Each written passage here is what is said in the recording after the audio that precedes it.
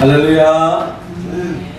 예, 주 예수 그리스도를 믿고 믿음의 길을 걸어가는 우리들에게 참 기쁨과 평안과 또 영생을 안겨주시는 우리 주님을 향하여 할렐루야 찬양대에서 귀한 찬양을 올렸습니다.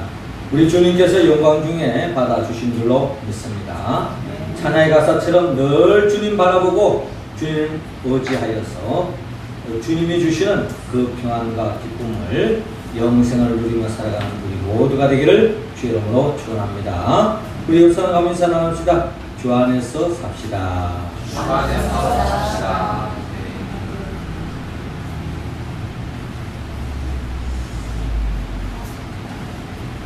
하나님께서 말씀으로 이 세상 만물을 창조하시는데 어느 날 이 들짐승하고 이 날아다니는 날짐승들이 서로가 싸움을 하기 시작했어요. 서로가 강하다고, 서로가 힘이 세다고, 그래서 싸워서 이길 수 있다고 서로 다투기 시작했습니다. 그래서 이 들짐승의 왕이라고 할 수 있는 이 사자가 모든 들짐승을 이끌고 싸움하여 나갔습니다. 그리고 또한 이 날짐승의 어떻게 보면은 맹수라고 할 수 있는 이 독수리가 또한 날짐승들을 거느리고 싸움판에 나갔습니다. 그래서 이 들짐승과 이 날짐승이 한판 싸움이 시작되었습니다. 이제 그런데 이를 지켜보고 있던 이 박쥐가 고민이 생겼습니다. 나는 어디에 붙어야 되는가? 날개가 있어서 날짐승에 붙어 있을 수도 있고, 또 그럼에도 불구하고 이 박쥐는 또 이 생쥐과이기 때문에 결국 자기는 나는 쥐에 속한다 해서 이 들짐승에 속해야 되는 게 아닌가 하는 그런 생각이 들어서 고민하기 시작했습니다. 그래서 날짐승에 가서 싸움을 할 것이냐, 들짐승에 가서 싸움을 할 것이냐 고민되다가 이 박쥐가 꾀를 부렸습니다. 좀 이렇게 싸움의 상황을 좀 이렇게 바라보다가 이기는 쪽에 이제 붙어야 되겠다, 이제 이런 생각을 가졌어요.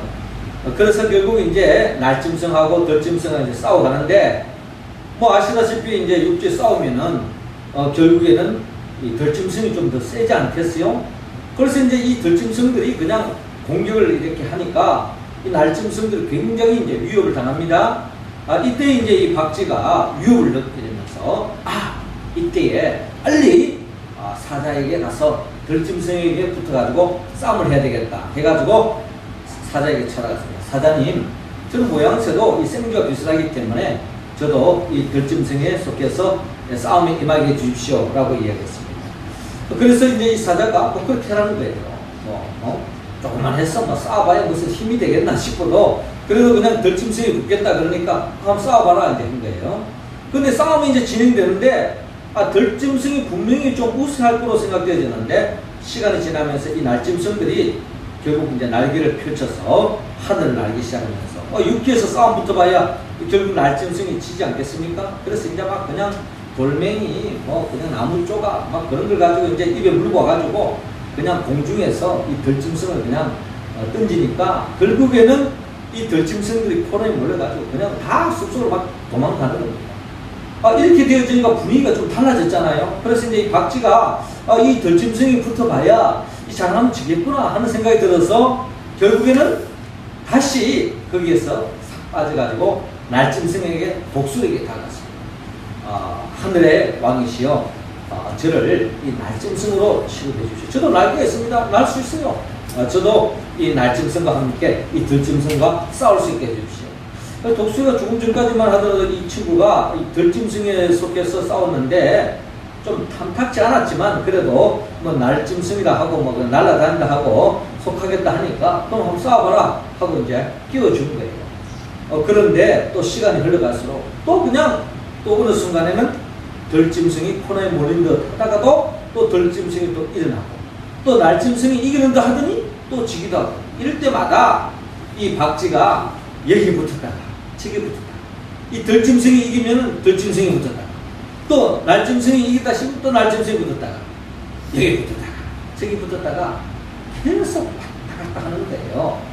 이런 가운데서 이 들짐승과 날짐승이 싸움에 지쳤습니다. 오랫동안 싸워봐야 결판이 나지 않는 거예요. 누가 이길는지 결국 몸이 지칠 대로 지쳤습니다. 그래서 서로 평화조약을 맺고서 더 이상 싸움이 그쳐지고 말았습니다.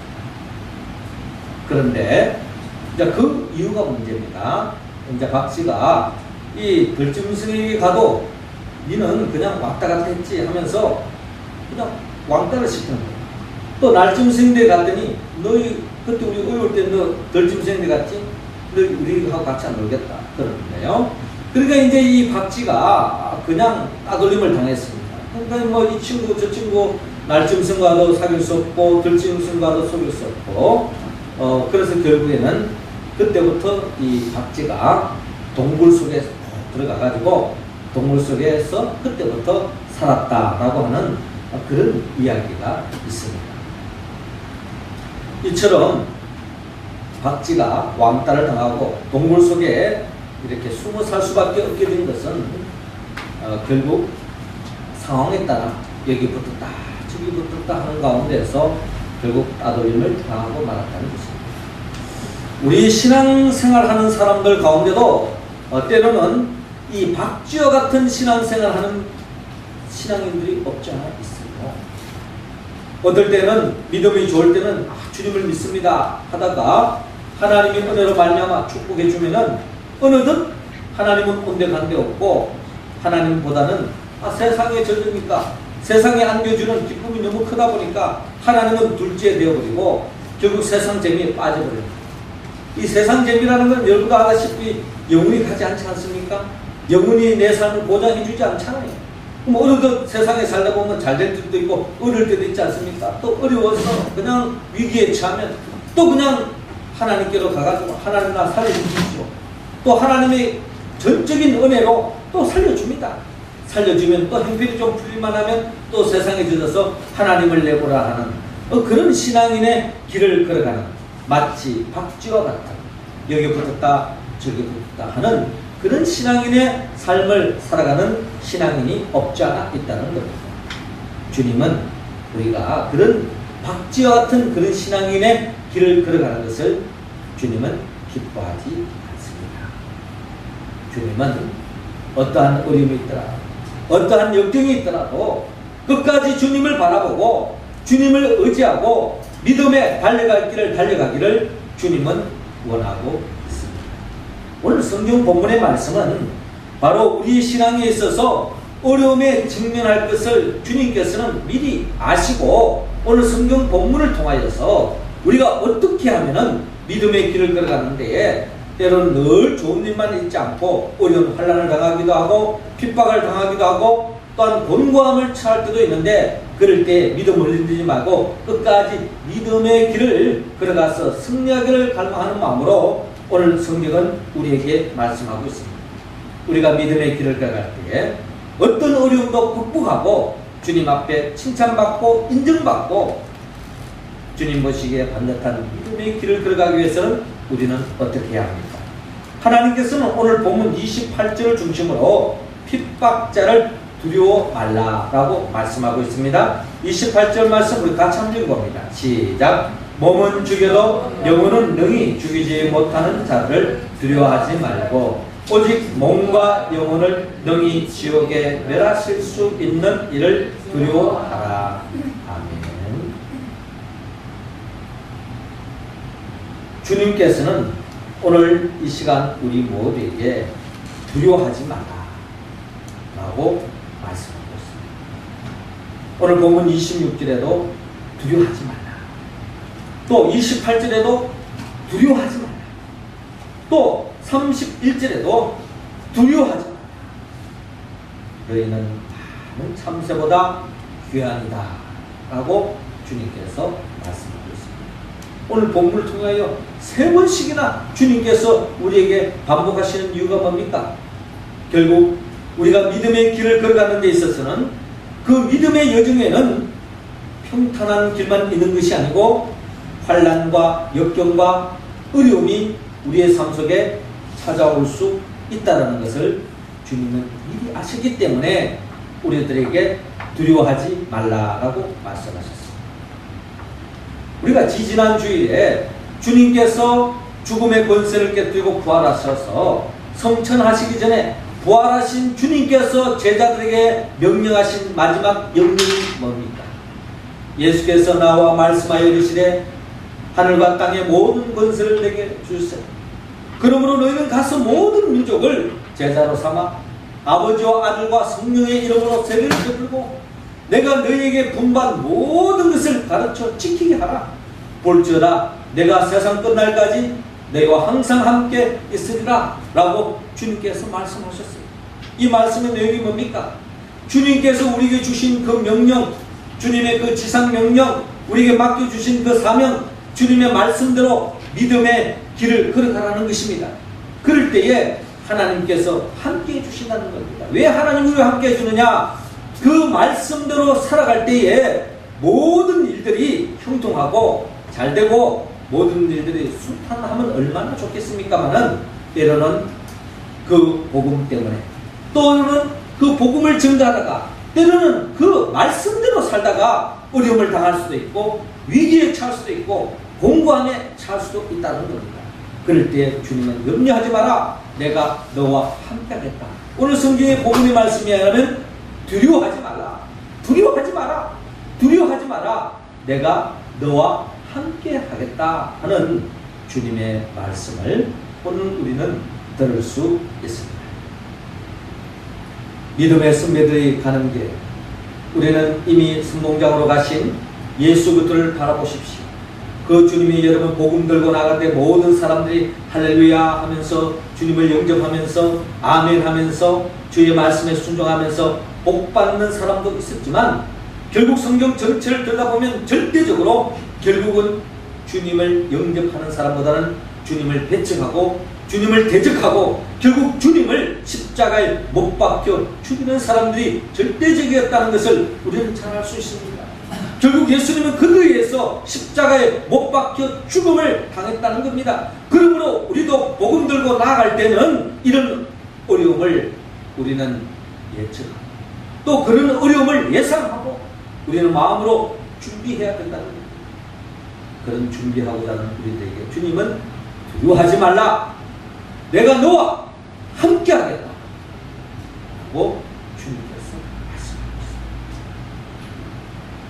4세기에 동방의 명설교가였던 요한 크리소스톰 이분이 그 당시에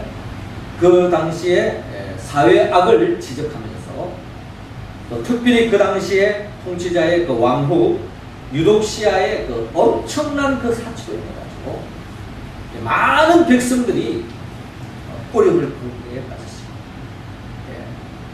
왕들이 사치를 부리고 또 그냥 호화찬란한 삶을 사는데 그 이면에는 백성들의 피를 뽑고 세금을 뽑아서 그렇게 누리는 거 아니겠습니까? 그래서 이 요한 크리스토톰은 이런 현실을 바라보고 너무나도 가슴이 아프고 잘못된 이 사회악을 바라보면서 회개를 촉구하다가 결국에는 미움털이 박힌 그리스도tom은 결국 귀양살이를 하게 되었습니다. 귀양살이 잡혀가는 그 과정 속에서 그는 이런 고백을 했습니다. 내가 무엇을 두려워할까? 죽음인가? 아닙니다. 나의 생명은 그리스도께 감춰져 있습니다. 내가 사는 땅에서 쫓겨나는 것인가? 아닙니다. 땅과 그 가운데 있는 모든 것이 주님의 것입니다. 나의 소유를 잃어버릴 것은 없습니다. 나의 보안은 하늘에 감춰져 있습니다. 저들이 나를 쫓아내면 나는 엘리야처럼 될 것이고 저들이 나를 구덩이에 던져 넣으면 나는 예레미야처럼 될 것이고 그들이 굴 속에 나를 집어넣으면 나는 다니엘처럼 될 것이며 나를 향하여 돌을 내친다면 나는 서대반처럼 될 것이고 내 목을 베어 누르면 나는 세례 요한처럼 될 것이고 그리고 나를 매질한다면 나는 사도 바울처럼 될 것이고 내가 하나님을 의지하였은즉 두려워 아니하리니 혈육 있는 사람이 내게 어찌하리까? 라고 그는 고백을 했습니다. 오늘 성경에 있는 말씀이죠. 오늘 마태복음 10장 28절에 몸은 죽여도 영혼은 능히 죽이지 못하는 자를 두려워하지 말고 오직 몸과 영혼을 능히 지옥에 던질 수 있는 이를 두려워하라 라고 주님이 말씀하시는데, 이 말씀대로 그들은 아멘으로 받아들이고 이 말씀대로 믿음의 길을 걸어갔던 것이 바로 요한 그리스도의 삶의 내용이었습니다. 그는 이 세상에 어려움이 있었습니다. 핍박이 있었습니다. 환란이 있었습니다. 그럼에도 불구하고 그들의 눈 하나 깜짝하지 않았습니다. 그가 두려워할 대상은 이 세상 그 어떤 그 무엇이 아니라 우리의 생사화복을 주장하시는 하나님을 두려워하고 하나님을 경외하고 하나님의 뜻대로 믿음의 길을 걸어갔던 것이 바로 요한 그리스도의 삶이었다는 것입니다. 리차드 범브란트 목사님이 계십니다. 이분은 1948년부터 14년 동안 루마니아 공산정권에서 감옥살이를 했습니다. 그 중에 3년 반은 전혀 빛이라고는 없는 독방 생활을 하고 지냈습니다. 빛이라고는 하나 없는 캄캄한 그 감옥 생활한다는 그 사람 죽는 겁니다. 많은 사람들이 그래도 이 빛을 우리가 경험할 수 있다고 하는 것은 우리의 삶에 큰 위안이요 행복이 아닐 수 없습니다. 빛 하나 비치지 않는 그 칠흑 같은 그 어둠 속에 산다고 하는 것은 이루 말할 수 없는 고통, 두려움이 엄습해 오는 것입니다. 생쥐도요, 이 바늘구멍만한 빛이 그 독 속에 들어가면요, 그 생쥐가 그 독 속에 갇혀 있어도 그래도 생존한다고 합니다. 그런데 그 독 속에 생쥐가 뚜껑을 덮고 뭘 산소가 들어가더라도요, 깜깜하게 빛이 들어가지 않으면 몇 시간 못해서 생쥐가 죽는다. 왜 그럴까요? 이 생명체는 절망하는 그 순간에 이 죽음이 엄습해요.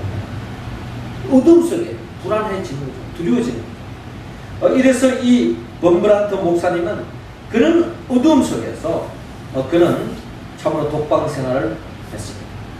자, 그런데 그런 속에서도 그는 결코 신앙을 굽히지 않았고 마침내 노르웨이 정부의 노력으로 인하여서 석방을 되었고 미국에서 공산권 선교를 위해서 크게 사역을 했습니다. 그런데 그가 감옥에 있는 동안에 그가 성경을 읽을 수 있는 기회가 있었습니다. 그래서 그는 성경을 읽다가 하나님의 말씀 가운데 두려워 말라 하는 이 말씀이 자기 눈에 확 들어오는 거예요. 그래서 그때부터 이 말씀이 그냥 하나의 문자로 다가오는 것이 아니라 꿈틀꿈틀하면서 하나님의 강력한 음성이 이 말씀을 읽는 가운데 자기 심령에 그대로 새겨지는 겁니다. 두려워하지 말라. 두려워하지 말라. 그래서 성경 본문을 쫙 창세기부터 요한계시록까지 두려워하지 말라. 이 말씀을 동그라미 치면서 읽었던 것입니다. 왜 이 말씀에 특별히 집중했을까요? 아마 그 감옥 속에서 아마 두려움이 빠졌을 것입니다. 아무리 믿음이 좋은 사람도 감옥생활 오래 하고 또 공산정권 안에서 언제 죽을 줄 모른다 했을 때에 인간의 몸으로는 결국 두려움은 끊임없이 엄습해 오고 불안해질 수밖에 없는 게 사람입니다. 아무리 믿음 좋은 사람도 결국 몸은 떨릴 수밖에 없는 것입니다. 영적으로는 이겨나간다 할지라도. 자, 그런 속에서 결국 범브란트 목사님은 그런 속에서 성경 창세기 요한계시록까지 두려워하지 말라를 찾아보았더니 여러분 몇 번 나온지 아세요? 365번이 나왔습니다. 범브란트 목사님은 그 순간 이런 고백을 합니다. 왜 성경에서 365번을 기록했어요? 여러분 1년이 며칠입니까? 365일이죠. 하나님은 우리의 삶 속에 매일매일 매 순간순간 우리를 향하여 하나님 주님의 음성이 있습니다. 성경을 통하여 우리에게 들려주는 음성. 두려워하지 말라. 두려워하지 말라. 예, 오늘 성경의 본문의 말씀에도 두려워하지 말라. 너희는 많은 참새보다 귀하니라 라고 주님께서 말씀하고 있습니다. 여러분 이 말씀을 믿으시기 바랍니다. 내가 어떠한 삶의 처항에 놓여져 있다 할지라도 주님이 나와 함께 하시고 주님이 우리와 함께 하시며 두려워하지 말라고 말씀합니다. 믿음의 선배 다윗도 내가 사망의 엄침한 골짜기로 다닐지라도 내가 해를 두려워하지 않을 것을 주께서 나와 함께 하시리라 라고 고백했습니다. 우리에게도 이 믿음이 필요합니다. 주님이 나와 함께 한다. 주님이 나와 동행한다. 볼지어다 내가 세상 끝날까지 너희와 항상 함께 하리라 라고 주님께서 말씀하셨어요. 이 말씀을 여러분들이 믿으시고 이제 우리가 성령 강림주를 통하여서 오순절 마가의 다락방에 계신 분들이 기도하여 성령 충만하고, 예전에는 예수님이 십자가에 못 박혀 죽는 그 현장을 봐온 그들은 두려움에 떨고 있었습니다마는 이제 부활의 주님을 만나고 주님이 말씀하시는 대로 그들이 기도하는 가운데 성령 충만함을 받았을 때는 그들은 세상을 두려워하지 않았습니다. 심지어 죽음까지도 두려워하지 않았습니다. 복음 들고 예수 그리스도의 증인으로서 주님의 말씀대로 살았던 것이 믿음의 승배되어 초대교회 공동체 아니겠습니까? 우리 교회 공동체가 비록 적은 숫자를 할지라도, 우리 교회가 큰 모양은 아니라 할지라도 성령님이 함께 하시고 주님이 함께 하겠다, 두려워하지 말라, 이 믿음으로 믿음의 길을 나아갈 때에 하나님은 우리 교회를 통하여 이 마지막 때에 크게 사용하실 줄로 믿습니다. 그 믿음으로 나아간 다윗이 골리앗과의 싸움에서 승리했던 것처럼 우리도 그 승리를 맛볼 줄로 믿습니다. 그 믿음으로 달려갈 길을 달려가는 우리 모두가 되기를 주의 이름으로 축원합니다.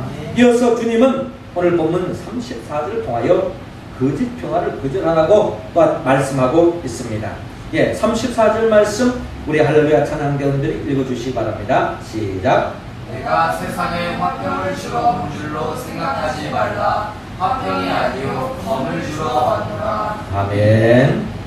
주님께서는 우리가 이 믿음의 사람들이 이 믿음의 길을 걸어가는 우리의 삶 속에 우리를 향하여 거짓 평화를 거절하라 라고 말씀하고 있습니다.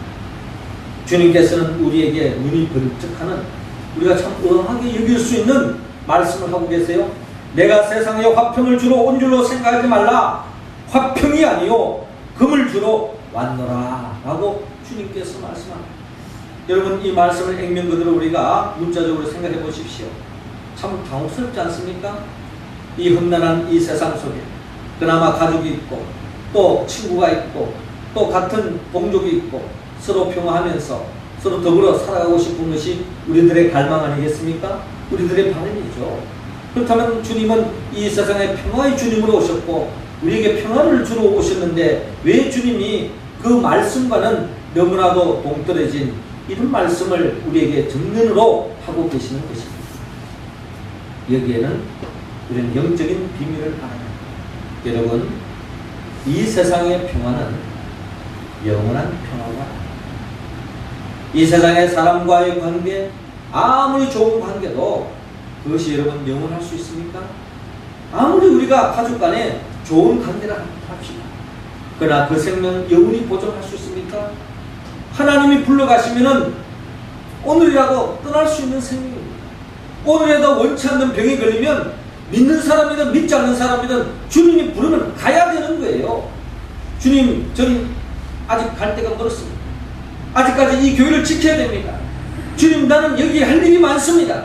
그럼에도 불구하고 하나님 부르면 우리는 가야 되는 거예요. 목사들 뭐 오래 갑니까? 예? 성도들하고 뭐 하나님이 영원히 지켜줍니까? 아닙니다. 이 세상 속에는 우리가 한심적으로 살아가는 거예요. 누구든지 믿는 자든 믿지 않는 자든 부르면 가야 돼요. 그런데 이 세상은 영원한 것이 아니라고. 그런데 영원한 것은 하늘나라에 있습니다. 그러므로 이 세상 속에서 그냥 뭐 좋은 게 아니냐, 뭐 예수 이야기 하지 마라, 복음 이야기 하지 마라, 우리 그냥 사이좋게 살자.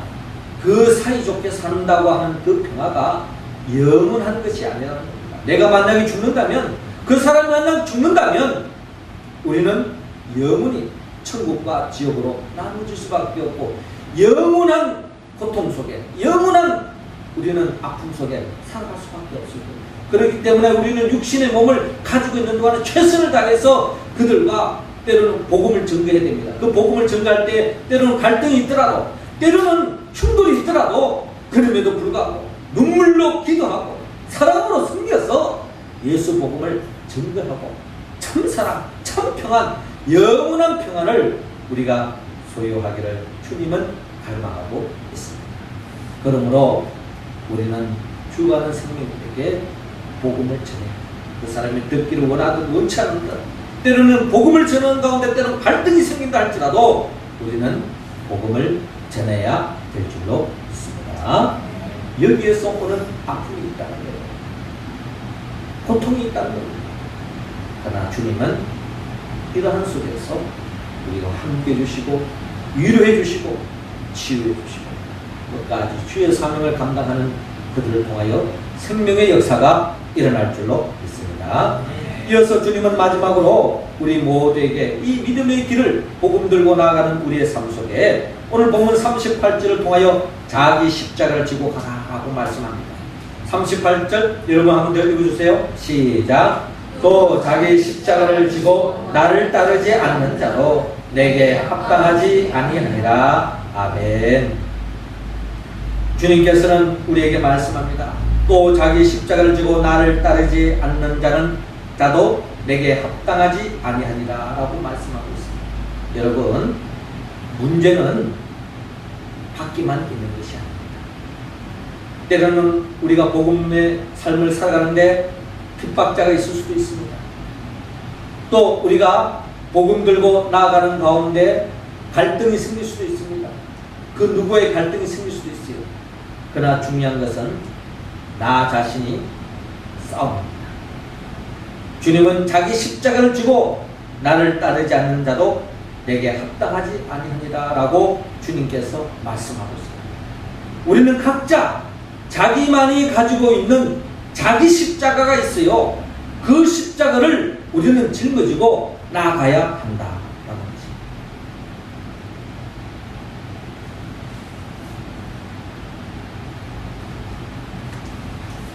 어떤 사람이 자기보다 큰 나무 십자가를 하나 지고 믿음의 길을 걸어갔습니다. 사람들이 자기 키보다 더 큰 나무를 지고 가려니까 얼마나 무겁겠습니까? 땀을 뻘뻘 흘리고 요즘같이 무더운 날씨에 혼자 그냥 움직이기도 힘든데 무거운 십자가, 자기 키보다 큰 십자가를 지고 가니까 땀이 그냥 비단같이 흐르는 거예요. 힘듭니다. 그래서 다른 사람들은 다 그냥 그렇게 지고 가는데 혼자서 좀 이렇게 머리를 굴리는 거예요.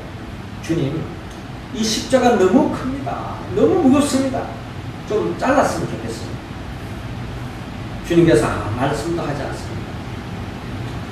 그런데도 불구하고 주님이 잘라라고 하시는가 보다 자연적으로 생각하는 거예요. 그래서 그냥 톱으로 그냥 십자가 밑둥이를 잘라버렸습니다. 한결 가볍게 가는 거예요. 그런데 그것도 어느 순간에 또 무거움을 느끼지는 겁니다. 그래도 하나님 너무 무겁습니다. 좀 더 잘라야 되겠습니다. 하고 또 그냥 밑둥지를 거의 뚝 잘라버렸어요. 아주 그냥 가벼운 마음으로 룰랄라 하고 가고 있습니다. 다른 사람들은 다 피지땀을 흘리면서 자기 십자가를 지고 가고 있는 거예요. 그런데 어느 순간에 그 믿음의 길을 가는 그 과정 속에 어느 순간에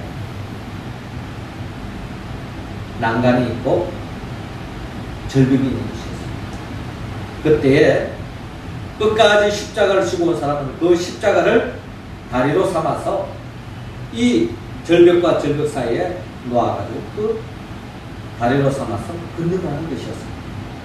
그런데 이제 이 사람은 그냥 자기 원하는 대로 그냥 편리를 찾아서 잘라버렸던 그 사람은 십자가가 너무 짧아서 그 다리로 삼을 수 없어가지고 건너지 못하고 그 자리에 주저앉을 수밖에 없었다라고 하는 그런 슬픈 이야기가 있습니다. 여러분, 우리에게는 각자의 십자가가 있습니다. 우리 자신만의 십자가가 있습니다. 어떤 사람은 남편이 십자가인 경우가 있고요. 어떤 사람은 아내가 십자가인 경우가 있고, 어떤 사람은 부모가 십자가인 사람이 있고, 어떤 사람은 자식이 십자가가 있는 경우가 있습니다. 때로는 어떤 사람은 물질이 어려워서 물질적인 경제적인 어려움이 자기 십자가가 있는 사람이 있는가 하면 어떤 사람은 고질적인 병으로 인하여서 불치의 병이 자기의 십자가가 될 수도 있다는 것입니다.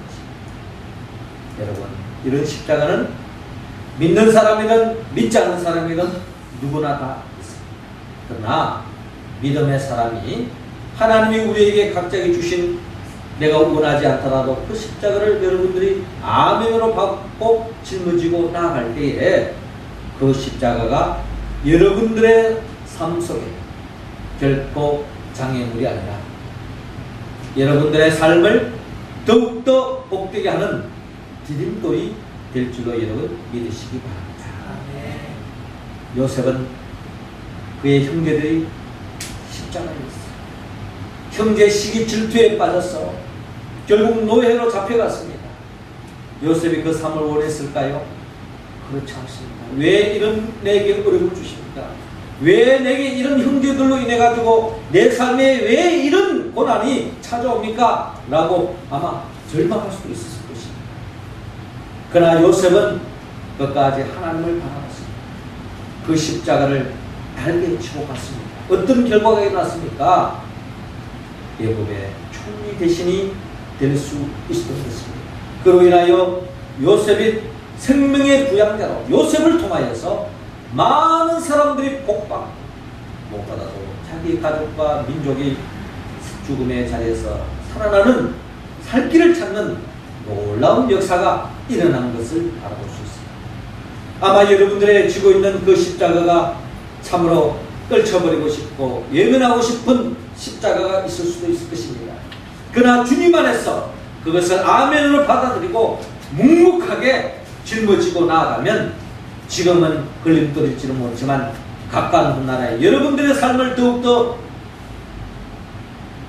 행복하게 하는 디딤돌이요 또한 징검다리가 되어서 더 복된 길로 인도해 주실 걸로 여러분 믿으시기 바랍니다.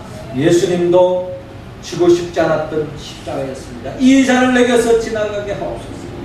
그러나 나의 원대로 마옵시고 아버지 원대로 하옵소서 하고 그 십자가를 지고 나갈 때에 여러분 예수님이 그 십자가에 못 박혀 죽는 줄로 알았습니다. 제자들이 다 도망갔잖아요. 그러나 예수님은 죽은 자 가운데서 3일 만에 부활하셨습니다. 그리고 그 예수 그들을 통하여서 우리 모두가 영생 공로의 길로 가게 됐다는 것을 생각할 거예요. 만약에 주님이 그 십자가를 지지 않았다면 우리에게도 결국 오늘까지 이 죽음의 역사가 이 역사 속에 판을 치고 있을 것이며 우리는 또한 죽음을 향하여 달려갈 수밖에 없는 그런 인생으로 전락되고 나왔을 것입니다. 결국 예수님이 십자가를 진 것처럼 우리도 자기 십자가를 지고 나갈 때에 하나님은 우리를 지금은 예측할 수 없지만 더 없는 복된 삶으로 인도해 주실 줄로 믿습니다. 사랑하는 성도 여러분, 주님은 우리가 믿음의 길을 걸어갈 때 늘 평탄한 길만 있는 게 아니라는 것을 먼저 말씀하십니다. 가는 데마다 영접하고 가는 데마다 대접하는 사람만 있는 게 아니라는 겁니다. 어려움이 있을 수 있습니다. 핍박자가 있습니다. 대적자가 있을 수 있습니다. 그러나 그게 아랑곳하지 말라는 겁니다. 핍박자로 인하여 두려워하지 말라. 또 적당히 그냥 거짓 평화에 절도들지 마라. 위장된 평화에 절도지 마라. 거절하라. 그리고 자기 십자가를 지고 끝까지 믿음의 길을 걸어가라고 말씀합니다. 우리가 이 말씀에 어떻게 응답할 수 있습니까? 우리의 결단, 우리 의지도 필요합니다만 그러나 그것으로 부족합니다. 우리는 성령의 도움을 받아야 합니다. 성령은 예수 그리스도의 영입니다. 나를 위하여 십자가에 못 박혀 죽으시고 나를 위하여 죽음의 권세를 깨뜨리고 부활하신 그 예수 그리스도의 영, 그 보혜사 성령을 충만히 우리가 받을 때야만이 우리는 주의 말씀에 응답할 수 있습니다. 우리 모두가 성령 충만함을 받아 이 말씀에 응답하여 하나님께 영광 돌리고 하나님이 예비하신 그 하나님의 나라를 누리며 살아가는 우리 모두가 되기를 주의 이름으로 축원합니다. 기도하겠습니다. 주 예수 그리스도의 아버지 하나님, 이 시간 하늘문 활짝 여시사 믿음의 백성들 한 사람 한 사람 성령의 기름을 부어 주시옵소서. 보혜사 성령의 인도하심을 따라 한 주간도 믿음의 길을 걸어가게 하여 주시고 안에 일평생도록 주님이 기뻐하는 이 믿음의 길을 걸어가서 결국 하나님께 영광 돌리고 하나님이 예비하신 복을 누리며 살아가게 부족함이 없도록 인도하여 주옵소서. 예수님의 이름으로 기도드립나이다. 아멘.